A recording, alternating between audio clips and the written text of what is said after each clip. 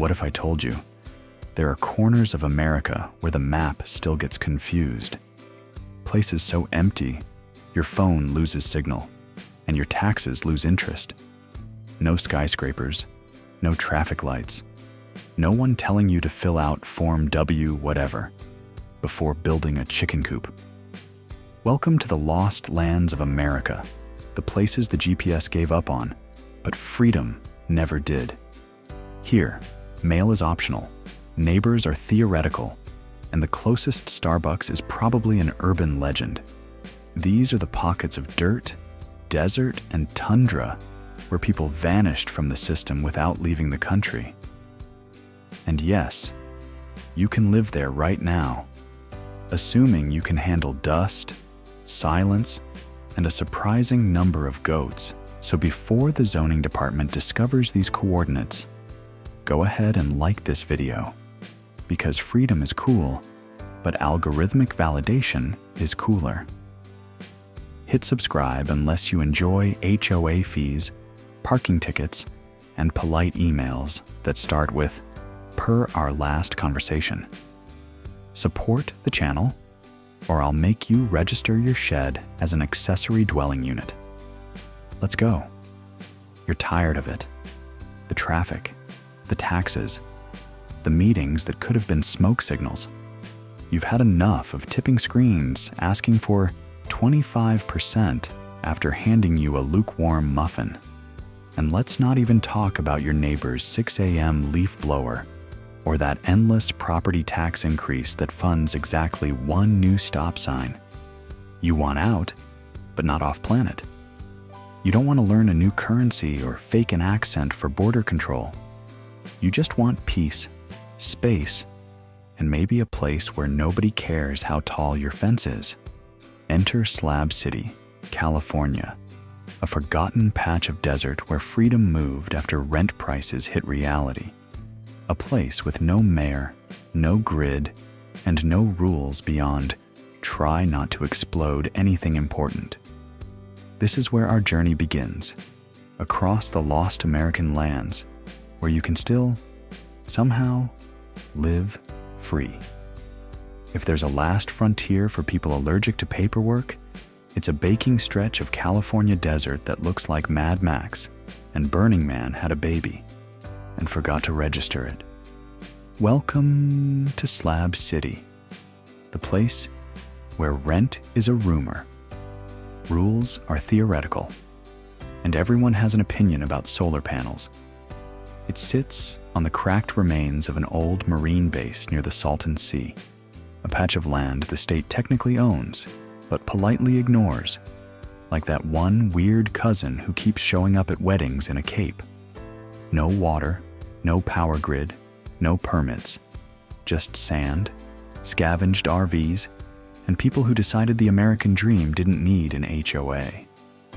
Here, you don't move in so much as stop leaving.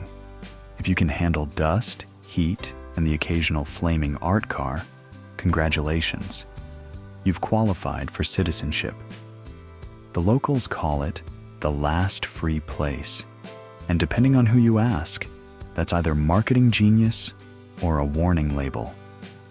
There are artists, drifters, veterans, retirees, off-grid dreamers, and at least 3 people who insist they're building a utopia out of recycled microwaves. The community runs on sunlight, barter, and the stubborn belief that civilization is optional.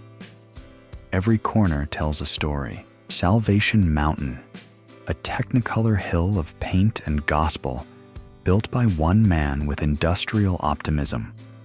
East Jesus, an open-air art garden where the sculptures are made of car doors, doll heads, and last week's enlightenment. Even the street names sound improvised. There's a place called Range Road, which is really just sand with ambition. Daily life here follows no schedule. There's a library run by whoever's sober, a music stage powered by a generator that wheezes like an asthmatic dragon, and a post office that technically doesn't exist, but somehow still gets Amazon packages, occasionally. Money matters less than reputation. Bring tools, bring water, bring something useful, and you'll fit right in. Show up complaining about the heat, and you'll be politely directed back towards civilization. There's no police presence to speak of, just a few self-appointed mediators who settle disputes with logic, diplomacy, and sometimes a loudspeaker. Of course, freedom has fine print. Summer temperatures hit 120 degrees. Scorpions do not respect personal space, and Wi-Fi operates on a philosophical level. Trash piles up, tempers flare, and every few months, someone leaves in search of air conditioning and dental insurance. But the ones who stay, they get it. They say here you can build whatever you want. A shack, a sculpture, a solar-powered coffee bar that also doubles as a conspiracy theory museum. No zoning laws, no inspectors, no neighbors complaining your compost pile smells like freedom. It's not paradise, but it's honest. At night, the desert cools down just enough for music. Drums echo off concrete ruins. Guitars buzz through salvaged speakers. And someone always shouts, "We're still here." It's messy, loud, imperfect, and absolutely alive. People come to Slab City running from something. A bad job, a worse divorce, a rent payment that needed its own payment plan. But they stay because they find something they didn't expect. Quiet. Not the peaceful yoga retreat kind, but the heavy, open silence that makes you hear your own thoughts. And occasionally coyotes. Living here won't make you rich, famous, or particularly clean, but it might make you free. No one cares about your credit score, your resume, or your skincare routine. Out here, all that matters is whether your generator works and your word means something. Slab City isn't for everyone, and that's exactly why it exists. It's America without the manual. The loophole in the system you didn't know was still open. The last free place and the first stop on our map of lost American lands. Next, we head east to a Texas ghost town that died, came back, and learned how to make the best chili in the desert. Somewhere out past the tumbleweeds, where the road ends and the radio turns to static, there's a town that forgot to die. Welcome to Terlingua, Texas, a place that once dug for mercury and now digs for meaning. It started as a boom town in the early 1900s, when quicksilver was the future and sunscreen was for quitters. For a few decades, the mines roared, the money flowed, and the desert buzzed with life. Then, silence. The mines closed, the workers left, and the wind took over the lease. For 50 years, Terlingua sat there, half ruins, half mirage, until the kind of people who read Kerouac for breakfast showed up and said, "You know what this ghost town needs? Wi-Fi and beer." Today, it's part Wild West postcard, part creative commune, and entirely allergic to normality. The landscape looks like a movie set someone forgot to strike. Crumbling stone houses, rust-red canyons, mountains sharp enough to cut the sky. At sunset, everything glows the color of whiskey and second chances. You could shoot an apocalypse film here and never need a permit, mostly because nobody would notice. Downtown, if you can call 2 bars and a chili stand a downtown, is where the ghosts hang out with the living.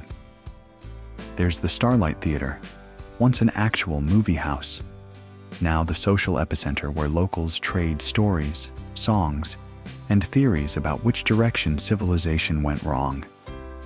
Outside, a dozen dusty chairs face the horizon, like an audience waiting for God to do something interesting.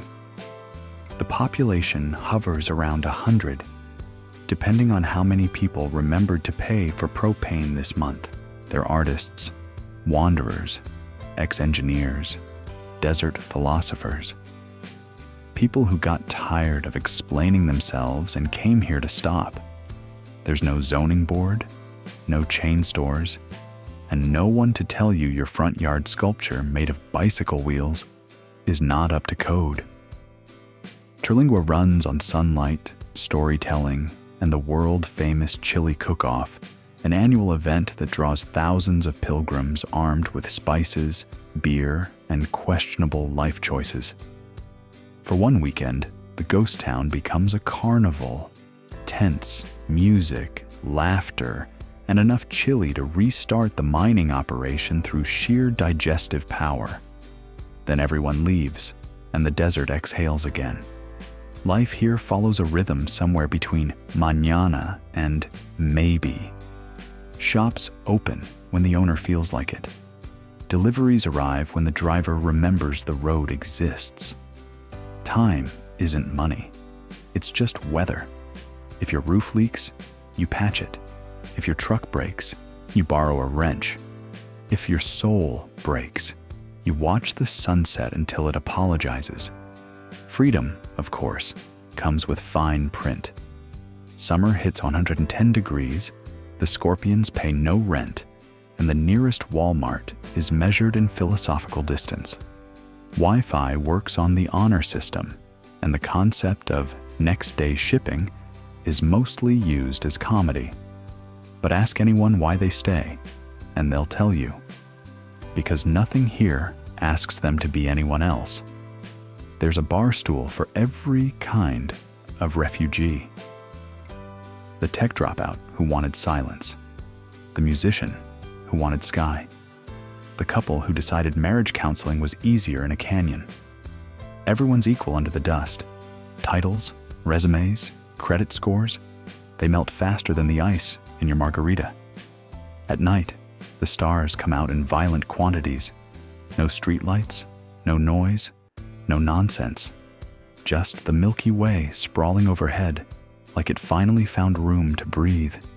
You can hear coyotes, distant laughter, and the faint sound of a guitar, badly tuned but perfectly played. Terlingua isn't hiding from the world. It's simply not waiting for its approval. It's what happens when a ghost town decides to haunt the living back.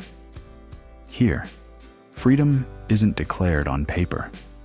It's lived in flip-flops and desert dust.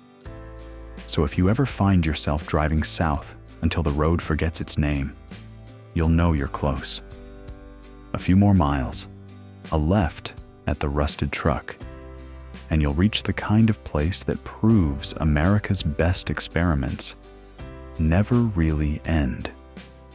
They just move to the desert and order another round. Next stop, we're heading north into Montana, where the land is endless, the rules are optional, and your nearest neighbor might be a very patient cow. Drive far enough north and you'll reach a part of America that feels like it forgot to finish loading. Miles of nothing, stitched together by wind and power lines, where the horizon looks like it's still buffering. Welcome to Valley County, Montana.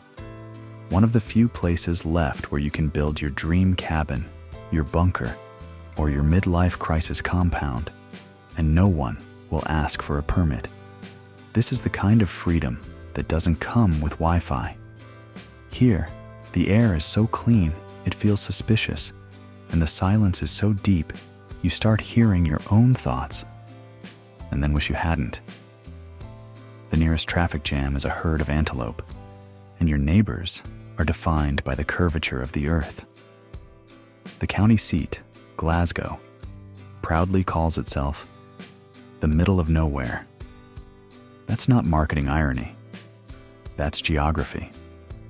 In 2018, the Washington Post actually ran a story proving Glasgow was the most isolated town in the continental US population, about 3,000.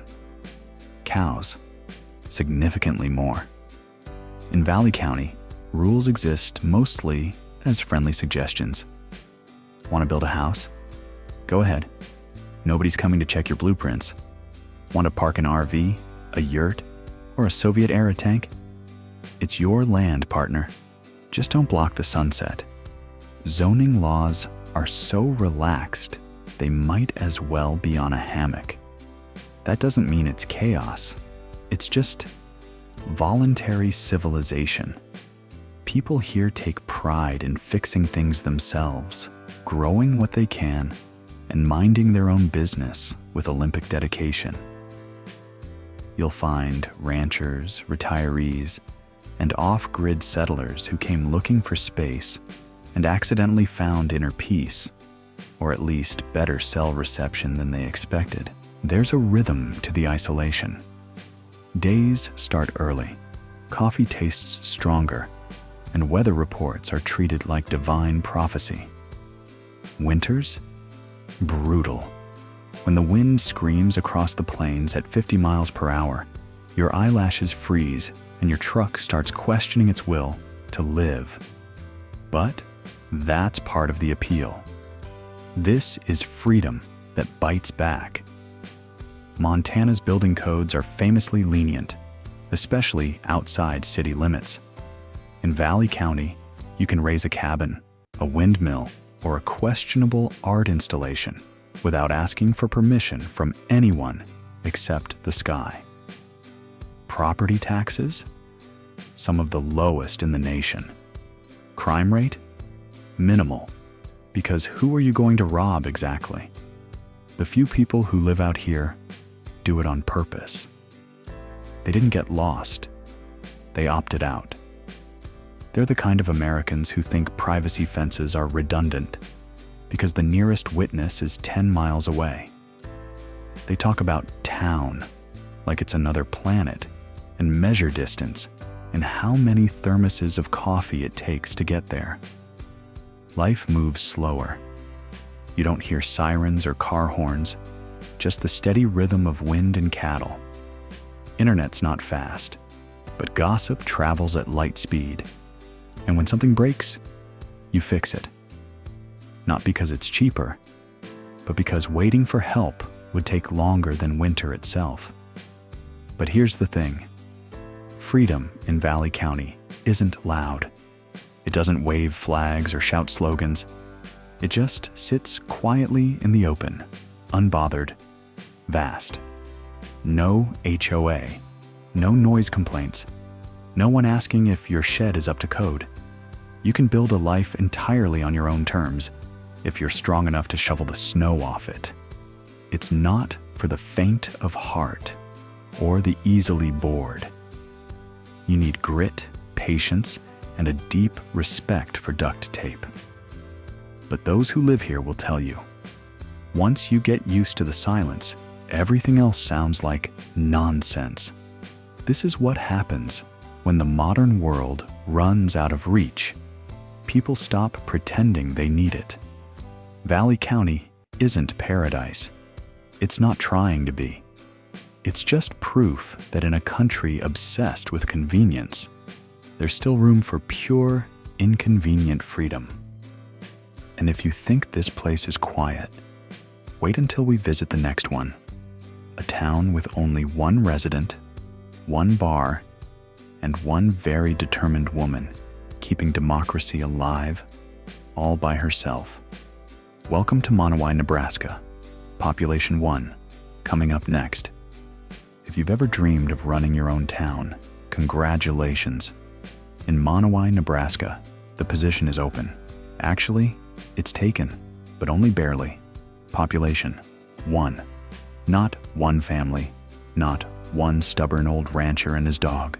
One human. Her name is Elsie Eiler, and she's the mayor, the bartender, the librarian, and, technically, the entire electorate. Every election season, Elsie votes for herself, counts the ballot, and wins in a landslide. Monowi sits quietly in Nebraska's Boyd County, surrounded by cornfields and memory. It used to be a normal small town, a few dozen families, a school, a grain elevator, and dreams big enough to fill the prairie. Then the young folks left for cities, jobs, and weather with fewer blizzards. The old folks passed away, and somewhere around the early 2000s, the census realized only Elsie was left. Most people would have moved away. Elsie didn't. She just kept the lights on. Literally. She pays electric bills to the state, taxes to herself, and keeps a running tab at her own bar. If bureaucracy ever needed a spirit animal, it would be this woman writing a property tax check addressed to Mayor. Me. Walk into the Monowi Tavern, and she'll greet you with a smile and probably a story about how things used to be busier. Behind the counter, beer, burgers, and enough gossip to cover a 100-mile radius. She knows every customer by name, mostly because she's met them all at least 3 times. Truckers stop for lunch, travelers stop for the photo, and journalists stop for the existential metaphor. Next door stands the Monowi Library, founded by Elsie in memory of her late husband, Rudy. He was the town's last librarian. Now it's just her and a few thousand donated books that outnumber the living by, well, a few thousand. The place runs on honor system. Sign your name, borrow what you want, and remember, if you don't return it, the mayor will know. Life here is simple, or maybe just perfectly absurd. The water tower still works. The main street is mostly gravel and nostalgia. No city council meetings, no parking tickets, no neighborhood disputes. When something breaks, Elsie fixes it. When something needs voting on, she votes. When someone says, "We should start a committee," she just smiles, because she is the committee. It sounds lonely, but talk to her and you'll realize it isn't. People visit year-round, travelers chasing novelty, photographers chasing the last one left story, freedom seekers chasing the idea that solitude equals peace. She welcomes them all, feeds them, laughs, sends them off, and stays. Because someone has to keep the post office of existence open, even if the line's down to 0. Monowi isn't a tragedy. It's a masterpiece of persistence. It's proof that you don't need a crowd to build a community. Sometimes one person is enough. It's the smallest democracy on earth, and maybe the purest. A reminder that freedom can look like a bar stool, a ledger, and a stubborn woman refusing to move. So if you ever find yourself lost on Highway 12 and see a sign that says, Monowi, pop. 1. Don't just drive by. Stop in, order a beer, and raise a glass to the mayor, the librarian, and the only citizen who never complains about her neighbors. Next, we're heading to a place that makes even Monowi look crowded. A frozen corner of Alaska where freedom costs you comfort, and survival is the only law left. If America still has an edge, the place where the map fades into white and the roads give up, it's Alaska. Not the cruise ship postcards or the Instagram glaciers. The real Alaska. The one where towns don't have mayors, laws are more of a rumor, and freedom comes bundled with frostbite. Drive to the end of the Richardson Highway, cross a wooden bridge, and you'll find McCarthy, population somewhere between 30 and 100, depending on whether the river's frozen and the power's working. It sits deep inside Wrangell St. Elias National Park, surrounded by mountains so tall they look photoshopped. This isn't a town so much as a truce between humans and nature, and nature's clearly winning on points. There's no local government here, no police, no chain stores. Residents fix the road, maintain the bridge, and argue about generators the way city people argue about politics. Everyone hauls their own water, chops their own wood, and keeps an emergency freezer full of moose.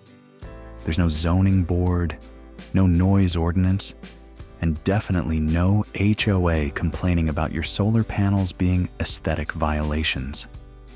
In McCarthy, you do what you can, fix what you break, and hope the bears are having a busy week somewhere else. If something goes wrong, there's no one to call. The nearest mechanic is 60 miles away. The nearest hospital might as well be in another dimension. And yet, people stay, not because it's easy, but because nothing easy ever feels this real. Life here runs on two fuels, diesel and determination. Houses are patched together from old cabins and newer ideas. Electricity comes from solar panels that spend half the year in darkness. Winter temperatures drop to 40 below, which is roughly the point where Fahrenheit and regret intersect. But come spring, the rivers thaw, the wildflowers explode, and the whole valley wakes up like a secret you weren't supposed to hear. Out here, freedom doesn't look like a flag. It looks like a pile of split firewood and a working generator. It's waking up to silence so pure, it almost hums. It's knowing no one can tell you what to do, because no one's within shouting distance to try. McCarthy's not entirely empty. There's a small lodge, a cafe that opens when it feels right, and a handful of locals who treat every new arrival like an experiment. Ask why they live here, and you'll get the same shrugging answer, because nowhere else made sense. They came chasing space, or peace, or just the thrill of being unreachable, and they found it. In a valley where the mail doesn't always come, but the aurora does. Freedom here isn't cheap. It costs your comfort, your convenience, and occasionally your sanity. If your roof leaks, you fix it in a snowstorm. If your food runs out, you get creative with canned beans and elk. But you'll never hear anyone complain about taxes, traffic, or small talk. Mostly because there's nobody around to start the conversation. It's a strange kind of paradise. Cold, raw, uncompromising. And maybe that's the point. If Slab City was freedom with graffiti, and Monowi was freedom with stubbornness, Alaska is freedom stripped down to its bones. No government safety net. No neighbors judging your choices. Just you, your fire, and the sound of snow falling like static from another planet. This is where America's wild heart still beats, quietly, steadily, under the ice. It's the last place where live free isn't a slogan. It's a survival strategy. And as the sun slips behind the mountains, the cabins glow with soft orange light. Proof that even at the edge of nowhere, someone's still home. Next, we'll head back to civilization, or at least what's left of it, for our final thoughts on what freedom really costs, and why the map of America's lost lands might be smaller than you think.